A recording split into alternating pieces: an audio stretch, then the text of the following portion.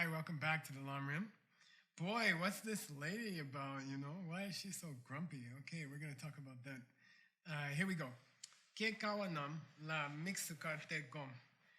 Ke kawa means difficult to generate, right? And guess what it means, you guys? That lady? What are we on? We're on compassion, right? Yeah, well, we didn't reach quite there yet. But okay, so if there's people in your life that you have a lot of trouble feeling empathy with them, they are just so irritating that, look, I know you're suffering, but I don't really care because you're so irritating. So 大家好，欢迎回到道次第。妈呀，这位女士怎么了？她干嘛生气？那我们就来说说看吧。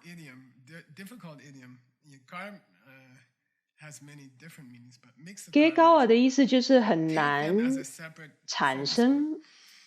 你们要不要猜猜是什么意思？那位女士怎么了？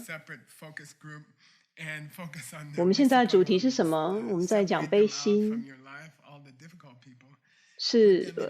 但我们还没讲到那了。如果在你的生活中有一些人是让你觉得很难同理他们的，他们就是很烦，让你觉得好，我知道你在受苦，但我真的不在乎，因为你真的很烦。所以如果你在生活里有一些人是让你很难同理的，那么 Mixagar 是一句谚语，很难懂的谚语。Gar 有很多不同含义，但 Mixagar 是指把他们想成是分别的焦点小组，就是把你人生里所有的烂人放进一个分隔开的焦点小组，再把焦点放在这个小组上。Mixagar 的意思就是把他们从你的生活中分隔出来，把所有难搞的人放进一个特别的小组里，然后从那里着手努力对他们产生同理心。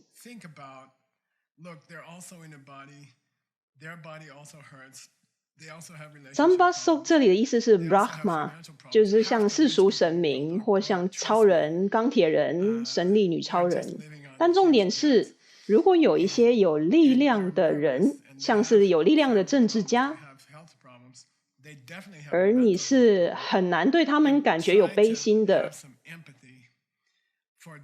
因为他们是很不和善的人，或是很残暴的人。如果你觉得有困难 若你很难对他们感觉到同理心，那么就回去较低层次的道次第中士道里的人会这么想，他们也在一副身躯里，他们的身躯也会疼痛，他们也有关系上的问题，他们也有财务上的问题，世界上半数的有钱人都破产了，相信我，他们只靠欠下庞大的债务活着，他们是很紧张的，他们有家庭问题，有健康问题，他们绝对有心理健康问题，所以要尝试对这些人，你生活里难搞的人有一些同理心。如果你很难对这些人感觉悲心，就试着回到道次第的中士道，想想那些我们应该想到自己身上的痛苦，并把它应用在那些人身上。这个 C 在道次第里讲述到达菩提心或菩萨愿景的7因果，整个篇章里都很有用。C 是什么意思？题目？对，你怎么知道你有了？这个很有用，就像是你怎么知道自己有了悲心，并且可以去承担一些责任了呢？你怎么知道你已经到达第5因呢？而因为情绪是很难量化的，所以很难说。好，题目，你现在有慈心了，你昨天还没有，但今天有了，是很难给他一个数字的。所以如何给悲心一个数字呢 ？Jamie。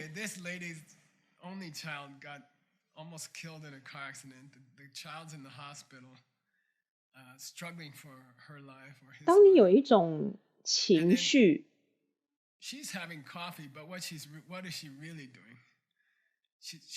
就像一位母亲在孩子几乎丧命的车祸后，而孩子仍在医院里疗养时，那位母亲却要试着吃早餐，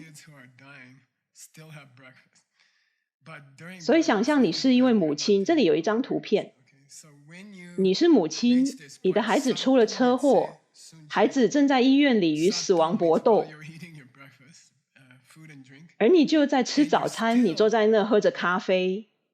话说他看起来有点太开心了，抱歉，我应该要找一张比较反正就是这位女士的独生子几乎在车祸里丧命，而孩子还在医院里垂死挣扎。然后他就在这喝咖啡，但他其实在做什么？他只想着他的孩子，他的意识完全沉溺在孩子身上。是的，他需要吃，需要喝，是需要的。垂死的孩子们的父母仍然会吃早餐，但是在早餐当中可以打赌他们的心思一定不在早餐上。所以当你到达这个程度，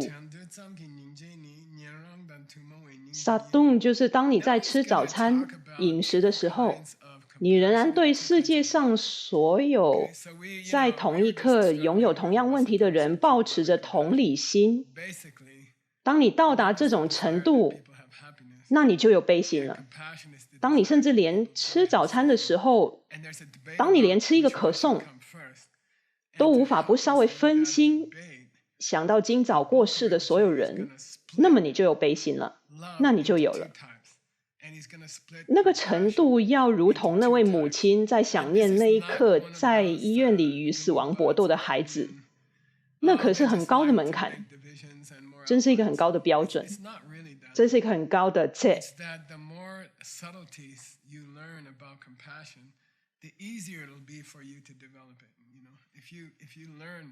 现在他要讲到两种悲心以及两种慈心爱，我们才在苦恼说到底慈心和悲心有什么区别。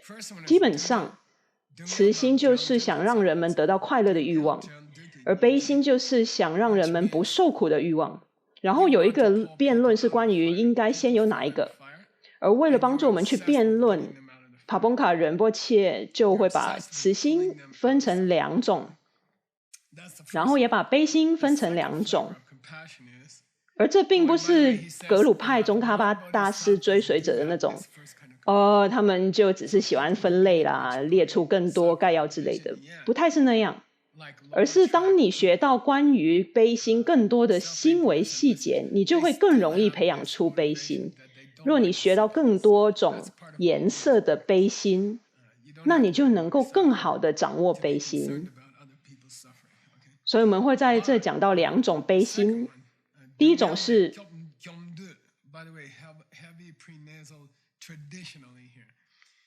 意思是你想把人们从火坑里拉出来，人们掉进了火坑，而你如着魔般的想让他们脱离火坑，你着魔般的想把他们从痛苦中拉出来，那是第一种。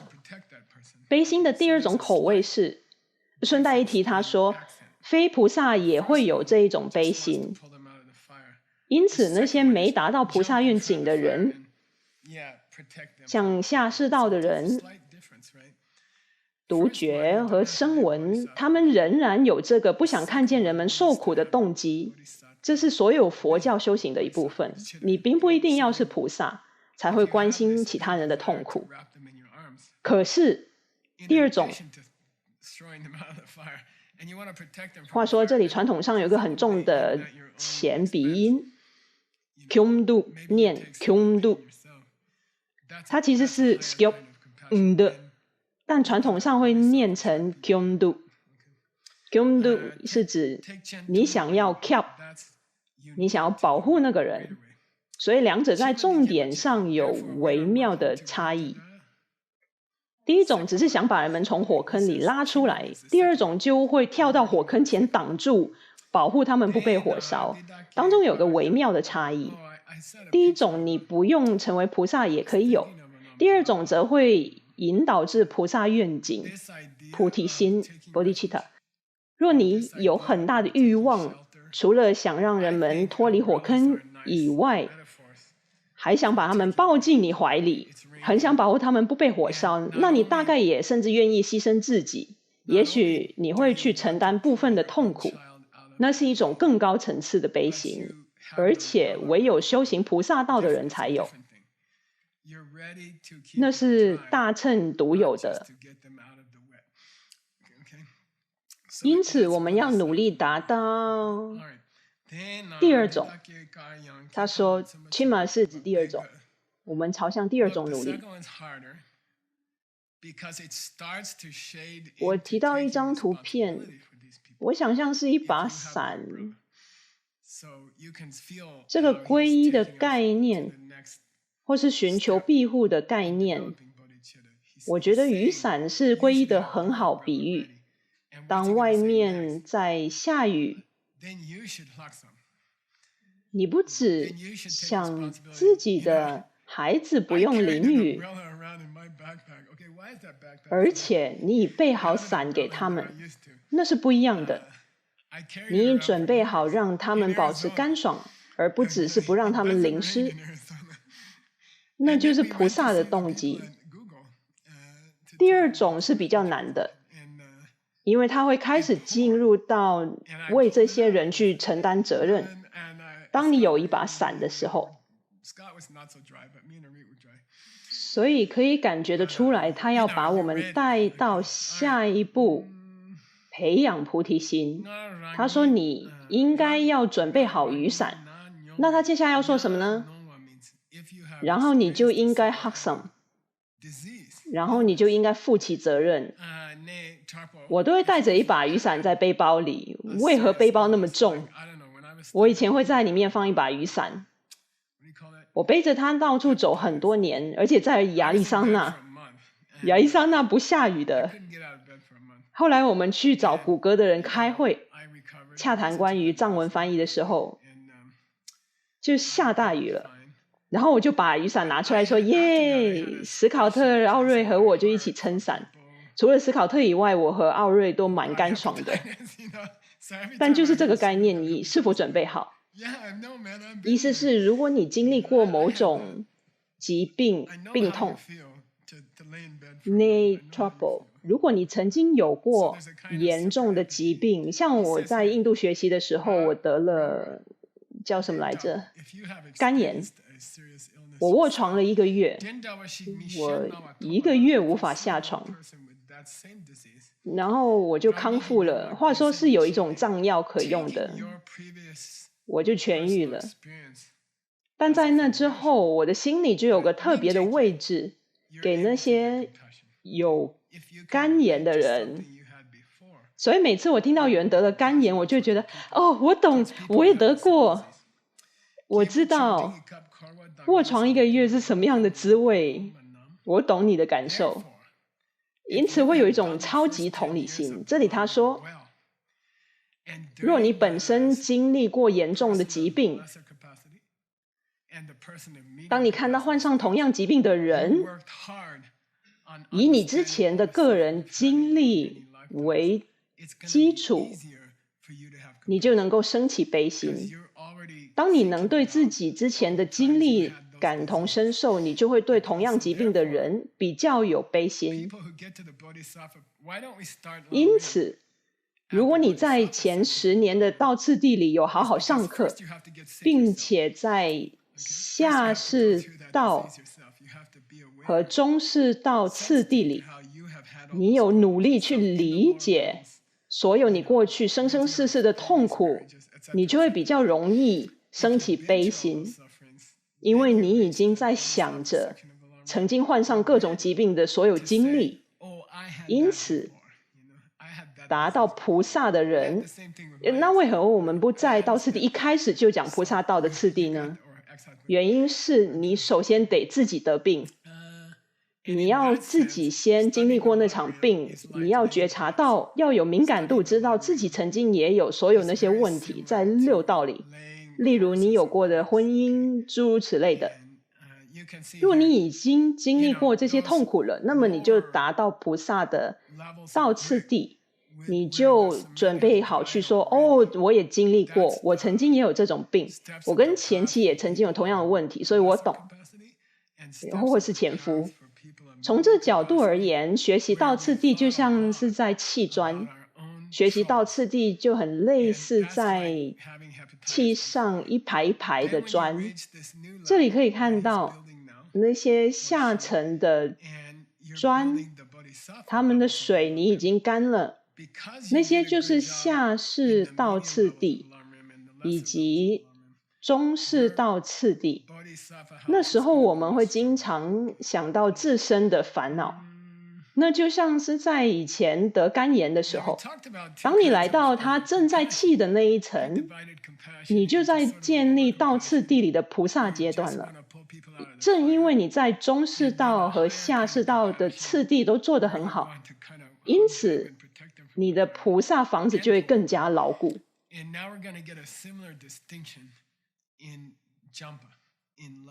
我们提到2种悲心，它类似把悲心分为一种较低的悲心，就是你只想把人们从火坑里拉出来，而另一种较高的悲心，就像是你想把他们都抱住，保护他们不被火烧，同时把他们拉出来。接下来我们会有一个类似的分类，在 Jampa， 在慈心上，2种慈心和2种悲心类似互相平行。再强调一次，这些并不是废话，不是文本的一个新分类或之类的，而是当你更深入的时候，你在悲心和慈心上的体验会更加深。我们来吧。我们讲过美丽的慈心爱，就是当你感觉受到人们吸引，当你身处人群里的时候，感觉就像是有人给你10万美金一样的那样的感觉。每次有一个新的人走进房间，带着一大堆他们的烦恼，你就会觉得太棒了，我又有另一个机会可以练习了。而你感觉像有人送你一包钻石之类的，哇，又新来一团糟的人可以让我陪伴了，我真幸福啊。那就叫做 chasing pang。chasing pang 是指那个人带着一堆烦恼走进房间时，你感觉渴望想去认识那个你可以去爱的新朋友，蛮酷的。那是第一种。第二种就是当一个人带着一堆他的烦恼进到房间的时候，你觉得受到对方吸引，并且想要给予对方一些什么，那个额外细节就是你想分享给对方一些东西，或是想让对方更快乐，你觉得你想给对方一些很酷的新事物。Champa Tsung 意思是这2者都是慈心，都是爱。第一种就是你纯粹觉得对方很美好，第二种就是你有这种难以抑制的欲望，想给予对方一些东西。好，我明白他们都是慈心，可是这里稍微有一点 chicheda。 哇，那是啥呀？ chicheda 一般而言是什么？这里有一个 chicheda 口语化的用法，而是你之后可以用于空性的。chi 是什么？一般。那 cheda 是对， chi 就像车子，而 cheda 就像特斯拉。这2种慈心的哪一种是车子，哪一种是特斯拉？别忘了，第一种是当那个人一走进房间的时候，你就已经因为可以帮助他们而很受到对方吸引，而第二种是你迫不及待要给对方些什么。再说一次。对，很好。对方进来房间是气，是车子，然后那个外加的特色就是你想要给对方些什么，就是 cheda。 那是一般慈心里的一种特殊形态。Chungjae 意思是稍微有那样的味道。他说是的，稍微有一点那样的味道。若你能抓住它，就能够更深入你对慈心的修习。我会觉得，若你能对平行的2种悲心有敏锐度的话，会很有帮助。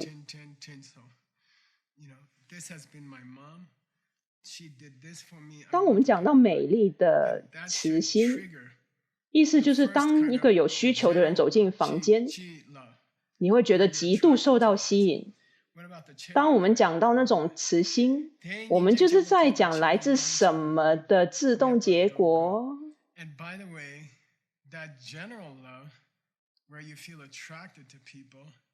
这人曾经是我妈妈，她为我做过这件事，我想报答她。这个应该会引发第一种的一般慈心，即慈心。当你受到那个人所吸引，那么切档那种呢？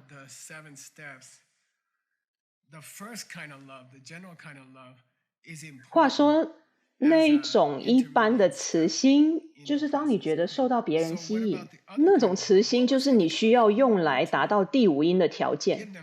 那种慈心应该在修习菩提心时能引发七因果当中的悲心。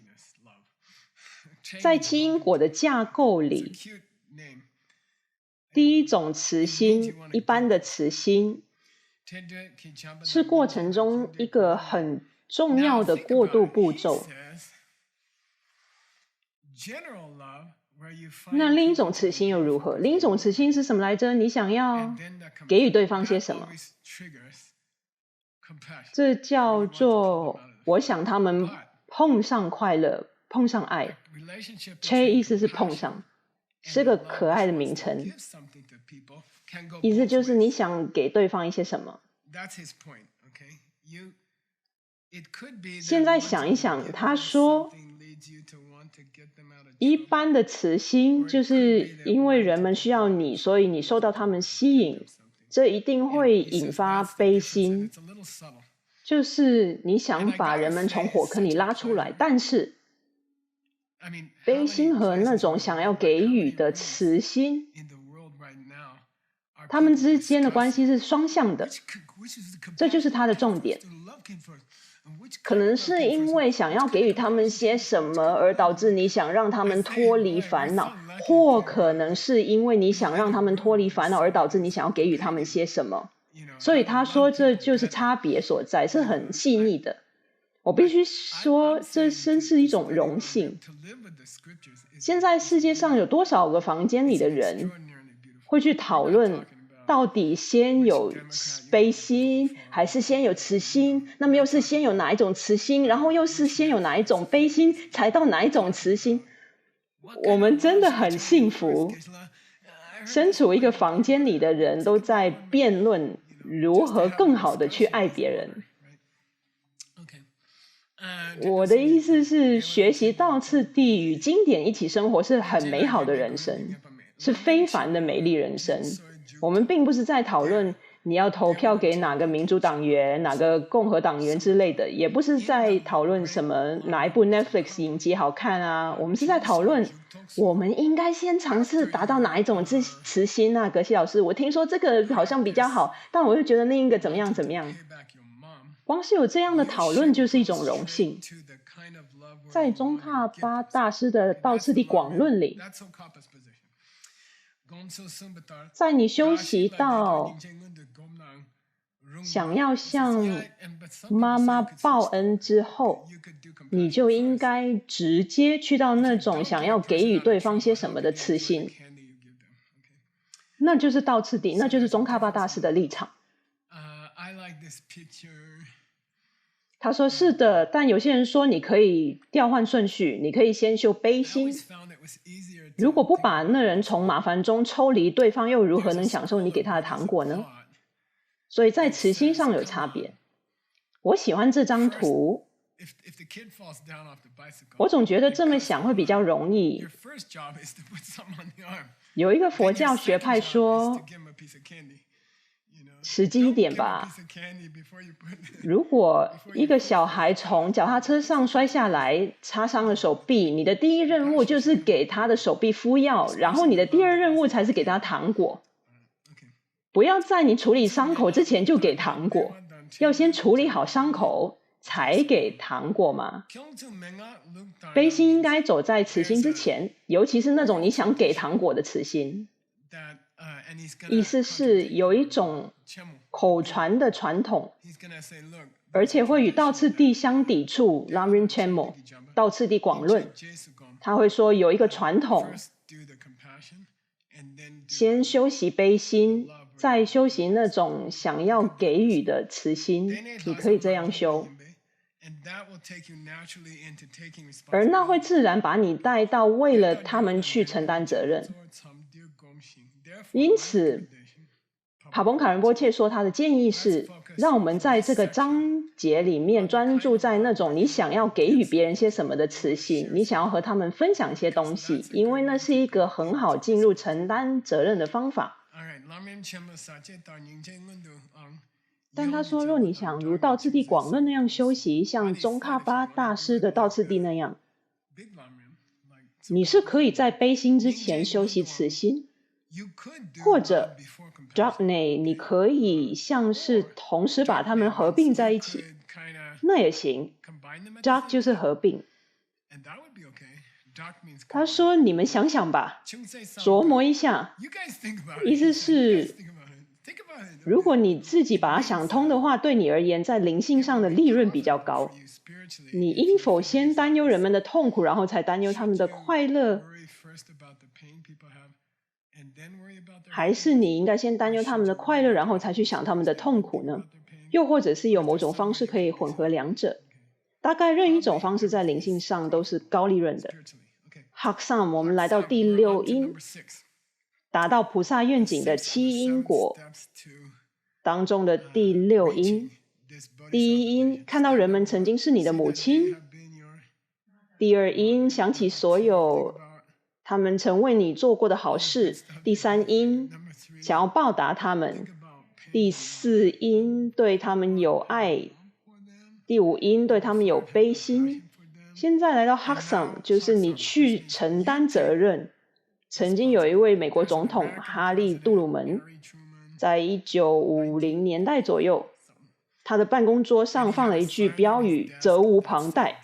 那句标语很有名，意思是一切来到我面前的问题，我都不会把它推给下一个人，必须在此解决。我是问题链的最后一人，我是总统。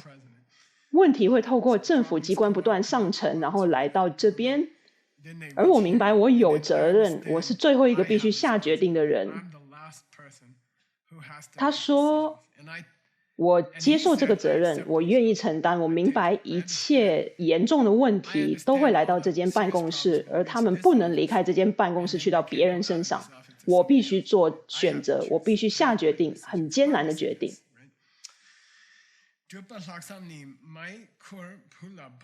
最终而言，如果有人生下你，把你养育成人，那么照顾那个人的责任就在于你。这是很著名的，在历代人类当中，我们都会想到，当我妈老了，谁来照顾她？最终只有一个人，就是你。为什么？因为她是你妈妈，就这么简单。可是很多美国人啊，却因为此而感到困惑。我在印度有一位很好的灵性朋友，一位钻石商，他为了爸爸在自己的公寓上面盖了一间房间，而且他帮爸爸擦屁股擦了很多年。他爸爸很年迈，就只坐在床上，而我的朋友就会每晚帮他洗身体，帮他清理大小便。他们就那样生活了好多年。他们专门为了爸爸盖了那个房间。Kuri 是指照顾妈妈这个负担总该落在孩子身上。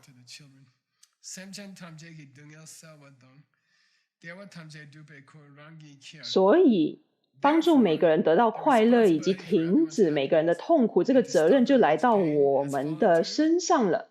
因为我们是孩子，他们是我们的妈妈，别忘了哦。所以不要尝试逃避你天生的责任。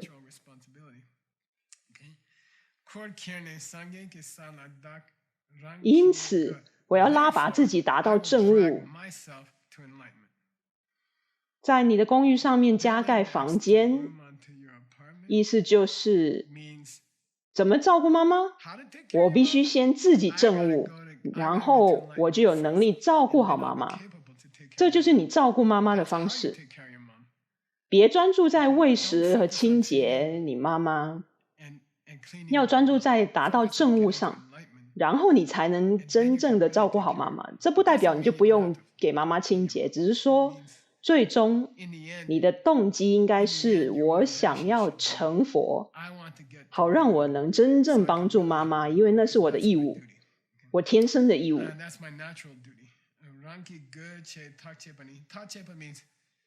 意思就是下定决心，别再优柔寡断，就下定决心吧。我们都已经讲了所有这些发菩提心的次第了，你就下定决心吧。是的，那些都是我的妈妈。好，那你得照顾他们。怎么照顾？你必须尽快成佛，那就是儿女的责任。然后他就解释了 Haksam， 这很有趣。我去翻查了他的梵文是 Adhyashaya，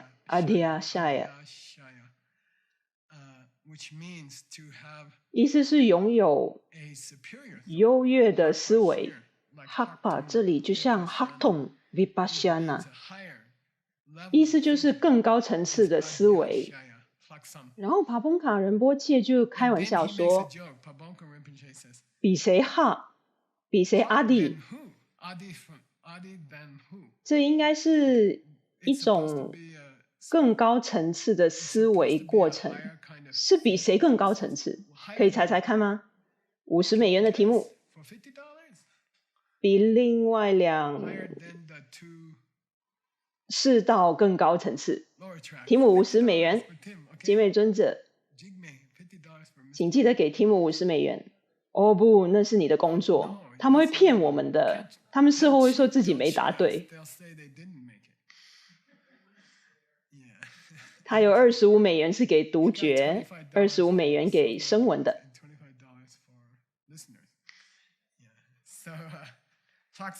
他解释了 Haksam 里面的 Ha， 意思是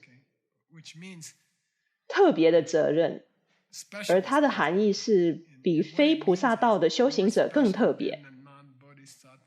你从来不会在其他地方看到这样解释 Haksam 的，而你要够敏感去觉察他正在做这件事情，因为他没有说出来。我喜欢把它称为责任陛下。我有一张图，格西老师，这是怎么回事？你明明说这应该是一个为全人类文明承担责任的人，你却给我们看一位女士往垃圾桶里丢垃圾，是为什么？她对这个星球负责任，以她个人小小的方式，她对这个星球负责任，以她小小个人的方式。我以前喝很多气泡水，从哪来的？斐济。然后我的朋友帕奇就说：“不是吧，格西老师，这也太离谱了！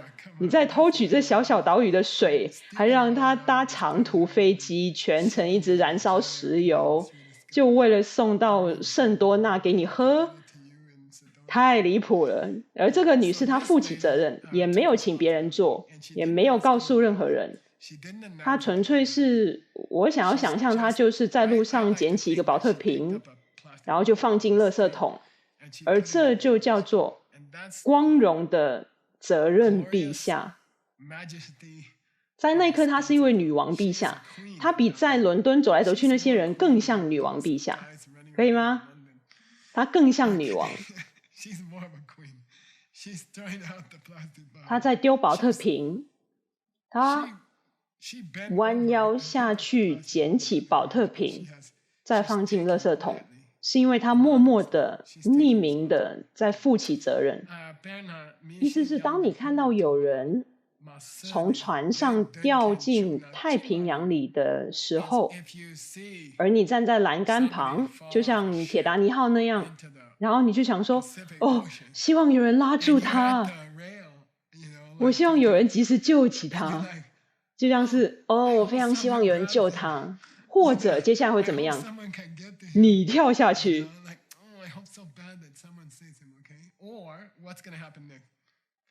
那也是一种慈心，那也是一种悲心。可是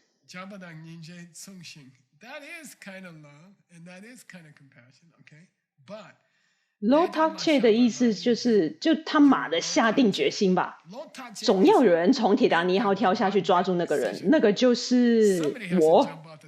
这叫做 Tak Che Ba， 这是藏文里面很美的一个动词，意思是责无旁贷。我不会转向别人哦，有人掉下船了，你要找个工作人员尝试去救他哦。他切吧，就是你不会再去跟别人说，你就他妈的把衣服脱掉就跳进水里了，然后去救那个人，那就是他切吧，就是个人责任。一般而言，非菩萨也能够对其他人感觉到悲心和慈心，但是 Gyam Haksam 不，他们并非实际拥有。他们不会说我就是那个跳下船的人，除非你是在菩萨道上的人，不然你就只会到处寻找工作人员，然后告诉他们有人掉下船了。如果你是在菩萨道上的话，你就会 Haksam， 你就会说哇，这太酷了，到我出马了，我一定得现在跳下去。而我们都经历过那样的情形，当你活到我这把年纪，就会经历过一些情境是你必须立即下决定的，要不然就是我去冒生命危险，要不就是等别人来。如果你有这能力，如果你能够感受到 Haksam， 就直接说就取决于我了，来吧，这是一件很美好的事，你会在事后对自己感到骄傲，因为你没有去找工作人员。我可以告诉你，这是人生的一大乐事。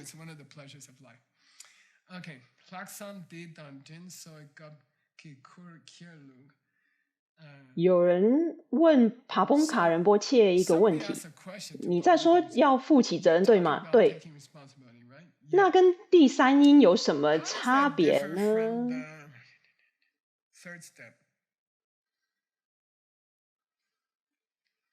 就是你想要对他们报恩。那第六因和第三因之间有什么差别呢？第三因是我会报答我妈妈，她照顾过我，我会向她报恩。那这个和第六因的我扛了有什么差别？他说你来告诉我有什么差别。以下是他的解答。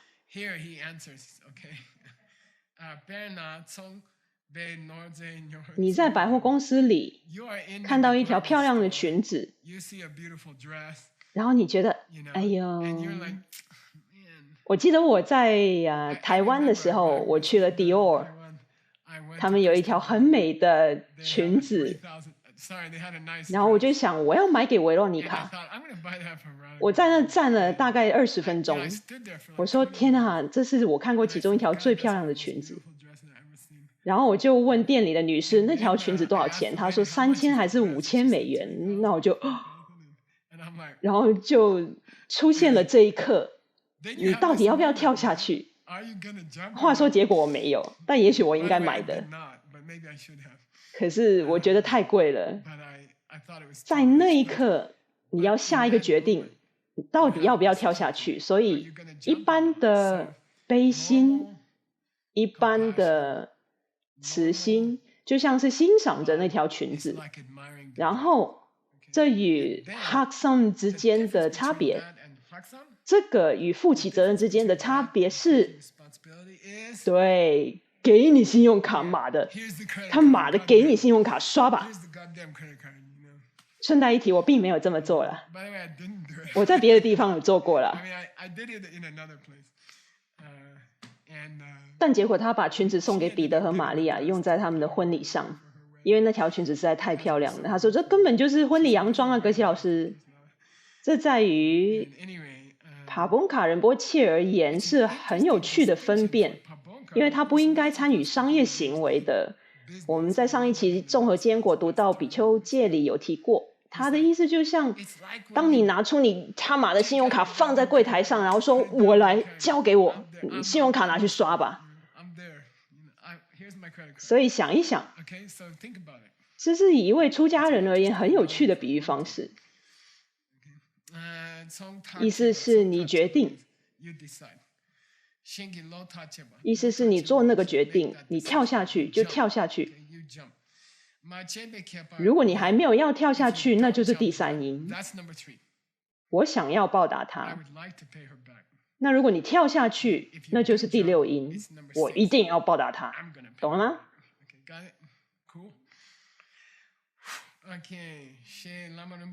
意思是这是我的老师教我的，我们的老师说的，所以他是把功劳给他的老师啊。老师教什么来着？撰写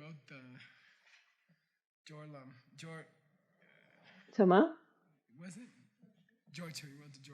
反正你可以回去查一下，我总是忘记他的名字。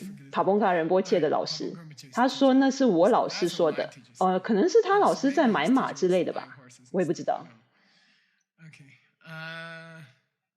我喜欢这张图，这个人在打给他的妈妈，我买了第一栋楼，我跳下去了，我刚刚签约要付房贷了，就是他身后那栋大楼。我记得在纽约，当我们买自己的第一栋大楼，还真是赌了一把，是很大的风险。我们犹豫不决了几个月，最后就说他妈的下手吧。你那心里的感受就像是妈的我就在这了，我就给他买下去。我觉得他就像是那个1990年代在纽约的。他说妈，我买下那栋大楼了，我下了决定，不论结果如何。那就结束了 Haksam， 我们就来到了第七因的边界上，也就是当真正拥有菩萨愿景，从一个星球跳到另一个星球，去拯救几十亿人，会是什么感觉？那我们会在下一期的道次第课程继续讲，耶！谢谢大家，我们还有一堂课会来做个小复习，复习过去14堂课讲到的内容。再见。